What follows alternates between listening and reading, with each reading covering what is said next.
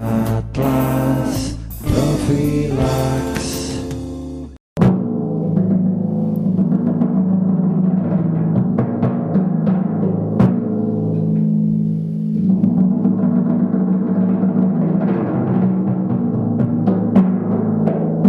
Do sad u životu bavio? Završio sam likovnu umjetnost, znači profesor likovne kulture, pa to nisam, odnosno radio sam par godina u gimnaziji, ali sam onda počeo svirat, pa sam svirao 4 godine sa Belanom u Đavolima, pa 4 godine sa Soul Fingersima u Zagrebu, pa 10 godina sa Džibonijem, pa sad kao samostalac sviram po festivalima, u Šibenski, Splitski festival. Ali zadnjih 10 godina radim filmove, radim video spotove i dokumentarce. Kralježnica otišla od sviranja ili od filmova? Otišla je od sviranja, odnosno zbog jedne automobilske nesreće tamo 78.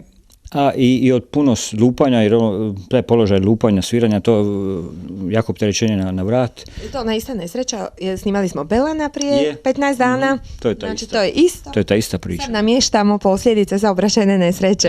To je to. To je ta priča zajednička. Nažalost ili na sreću, što već nema veze. Davno je to bilo, ali eto, hvala Bogu smo još tu. I dalje nastupate, iako imate bolove, je li tako? Je, moramo, to nam je kruh.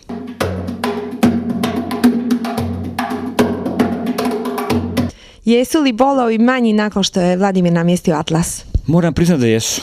Stvarno jesu i sve ostalo je bila laž. Naime... Jeste tražili isto druge načine da izbjegnete bolove?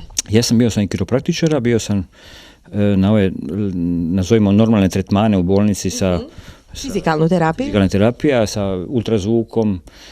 To je sve bilo onako pomoglo, nije pomoglo. Ovo je zaista bilo jedan drastični zahvat u smislu i boli i malo i možda i treme više nego što boli, ali je zaista pomoglo.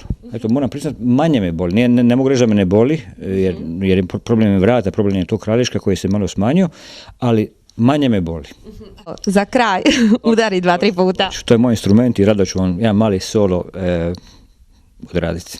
Može.